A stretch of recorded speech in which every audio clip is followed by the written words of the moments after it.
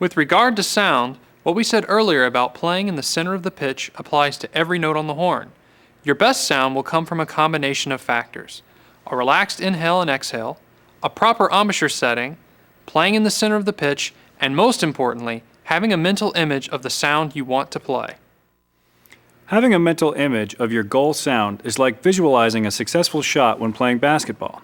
You can have all the technique in the world, but if you don't visualize where you want the ball to go, you may as well just close your eyes and throw it. It's the same with music. You have to have a goal sound in your head before you put the trumpet to your lips.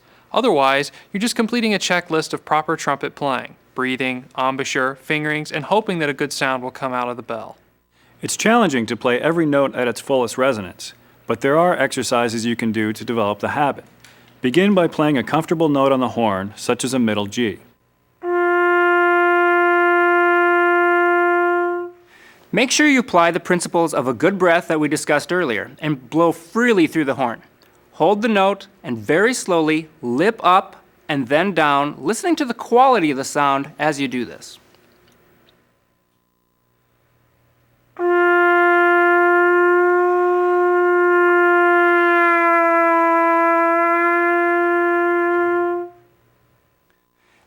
As you bend the pitch, explore the sound differences that occur with the change in note placement. Generally, the higher you bend a note, the brighter, thinner, and less resonant it becomes.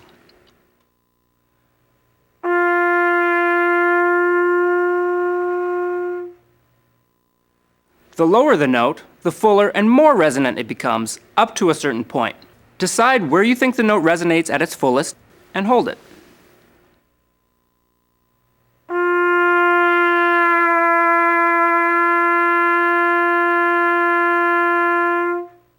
Once you perform this exercise in a comfortable range, expand to do this for every note on the horn within your range. It may sound tedious, but this slow practice will help you develop a consistent sound throughout the range. Once you find your best sound on each note, try incorporating this within a moving line, such as a scale. Slowly play a 1-octave C scale beginning on low C, and strive to place each note where it resonates the best the first time. Your goal is to apply this to everything you play, no matter how fast or slow. Eventually, this will become such a habit that your everyday sound will be at its best.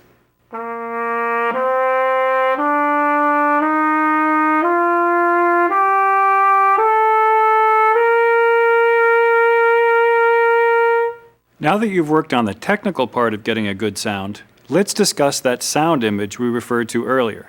The absolute best way to come up with a goal sound, a sound you want to be distinctly yours, is to listen to other trumpet players with sounds that you admire. If you aren't able to hear great trumpeters play live, the next best thing is a recording. There's a large number of recordings available of trumpet soloists, orchestras, bands, and even movie soundtracks, and you should make it a habit of collecting them and listening to them often. Even now, after almost a quarter century playing the trumpet, I still listen to recordings and go to live performances to be inspired and hear great trumpet sounds. You can refer to our website to find a list of excellent trumpeters to listen to. Once you have found a few trumpet players you admire, you can begin to integrate their sound qualities into your own. Make a list of positive qualities you want in your sound using keywords such as full, rich, warm, vibrant, and strive to produce that sound every time you play the horn. It's important to listen not only to trumpeters, but other instrumentalists and vocalists as well. Qualities of good sound are universal and can be heard in any good musician.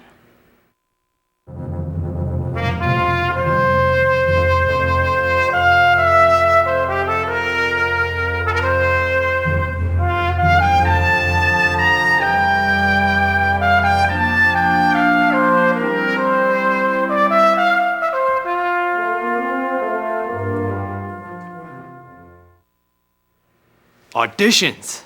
Whether you are auditioning for seating in your school's band, an all-state ensemble, entrance into a college music program, or a professional organization, there are many common experiences that we can learn from and use to make us better trumpet players. One of the best ways to prepare for an audition is to simply practice performing.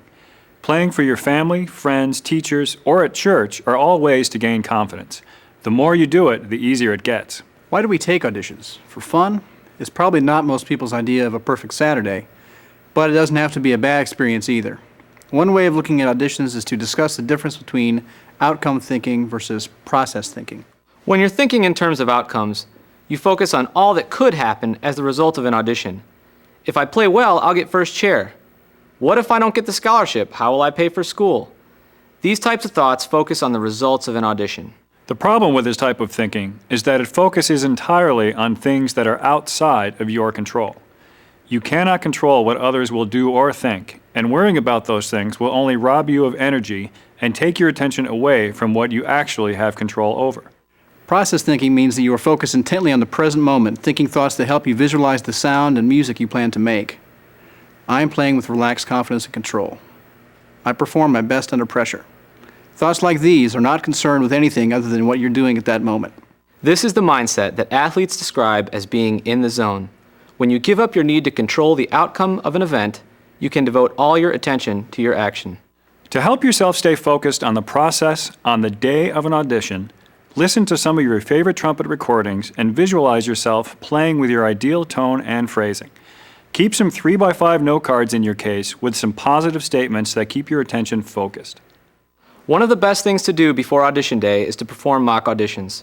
A mock audition strives to simulate as many features of the actual audition as possible. Wear the clothing that you plan to wear to the audition. The day of the audition is not the time to find out that your clothes are unnecessarily restricting your breathing. Set up a tape recorder or mini disc and record the audition materials. Play straight through and then go back and listen to it, making notes of what worked well and what didn't. Much of the anxiety we feel at an audition is just about the unknown. Mock auditions help you get acquainted with many of those things. The more prepared you are, the less you will have to be concerned about. Watch now as we take you through a sample audition. The first goal is to get yourself comfortable before you play. Situate your horns, mutes, and anything else you may need in the same way every time. This will eliminate any confusion or scrambling. Decide ahead of time if you will sit or stand. Typically, you would stand when playing a solo and sit when playing ensemble material. Your main objective is to feel comfortable and at ease. Many auditions will permit playing a few notes before beginning the audition. Take advantage of this opportunity, but keep it concise. A simple scale or arpeggio is very appropriate. Do not play anything from the actual audition music or something too technically difficult. The point is to get a feel for the room, particularly the amount of reverb to expect. The simpler the warm-up, the more you'll be able to perceive. Now you're ready to play your best. Take a few good breaths and think of your tempo. Visualize yourself playing with your best sound, breathe in tempo, and play. Stay focused on each moment as it's happening. Save the analysis for afterwards. Between excerpts or selections, maximize the opportunity to rest, clear your mind, and refocus on the next piece. Most players rush from one thing to the next without pacing themselves. Too much time is also not advisable. Just as at the beginning, visualize the tempo, breathe, and play. Focusing on the process, staying in the moment, and visualizing your best sound will help you play your best and make the audition process a pleasant one. Once the audition is over, regardless of the outcome, take some notes that you will keep in an audition notebook.